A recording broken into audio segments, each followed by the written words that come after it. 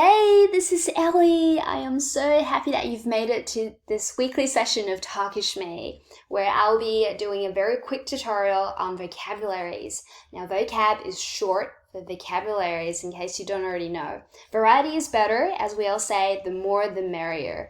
I know that a lot of my Spanish-speaking friends are constantly struggling with vocabularies, and that makes it very difficult for them to express themselves correctly. And when they try to put together a sentence, describe a situation to their English-speaking friends, they're dealing with very limited vocabulary, and sometimes they feel embarrassed, or sometimes they just feel that they lack the competency to really talk properly. And here's how I would like to help you. So I'm going to walk you through a couple of very quick and simple examples. Now, the first one here is good. It's a very common, popular adjective.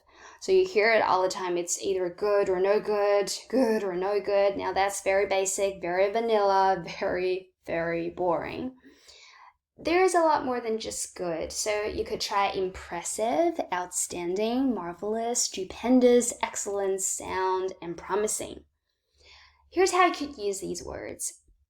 Sarah was always a good student with good grades in literature, political science, and media. Shortly after graduating from college, a publishing company offered her a good role as they found her academic transcript and LinkedIn profile good. See what I mean? It's just good, all the way through. Can you get more boring than that? So, when you travel in an English-speaking country, the locals will be able to accommodate you. They might even proactively simplify their own vocabulary just to make it easy for you to understand. Over time, however, the expectation is that you challenge yourself to expand your vocabulary so that you could describe a situation in a far more sophisticated way. So here's how you could try this. Sarah was always an impressive student with outstanding grades in literature, political science, and media.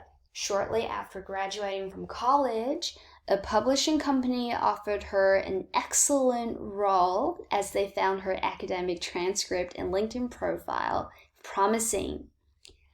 See how much classier you already sound? So let's move on to the next example here. We've got tasty. You eat every day. You might travel to all these different countries and you get to try epic cuisines in the countries where you travel to. Now, there's a lot more than just tasty. So you've got scrumptious, delicious, flavorsome, appetizing, and a lot more than just that. So here's one example, and it's gonna be a lot more lengthy than the other paragraph, but stay with me. Who wouldn't wish to be invited to afternoon tea but hosted by Georgie? She always prepares such tasty canapes for her guests. Last time we were there, we were lucky to explore tasty calisons, which to our surprise was made from scratch, all by Georgie. We also tried some really tasty savory soufflés that had no animal derivatives. Impressed at just how tasty her canapé designs always were, we would be honored to be invited to her afternoon tea again. Now, I am quite bored with the whole speech because I hear tasty so often, and I'm starting to question, is it really tasty? If Georgie's afternoon tea party was really that exciting, why have you got nothing to say other than tasty? Right? So let's try something else here. Here's how you can spice it up a little. She always prepares such scrumptious canapes for her guests. Last time we were there, we were lucky to explore delicious calisons, which to our surprise was made from scratch, all by Georgie. We also tried some really appetizing savory soufflés that had no animal derivatives. Impressed at just how flavorsome her canapé designs always were, we would be honored to be invited to her afternoon tea again. See the difference you've made? It's immediately a lot more sexy and sophisticated. Now, here's what's going to happen next. When you're alone, because you've been practicing social distancing and you're isolating yourself from families and friends. Anyway, when you're alone, I would like you to refer to the previous slides. Keep on reading the sentences out loud to yourself. Do it with confidence. Do it with volume. You want to hear yourself talk. I want you to also listen to the way you pronounce these words. Now, record yourself if you have to and play it back. And you're going to be asking yourself a real question naturally. Did I speak those words correctly?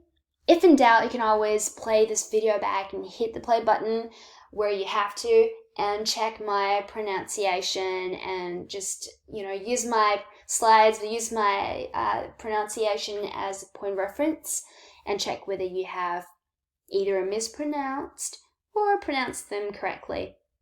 So I hope I've been very helpful in today's short session. Now email me any questions or feedback.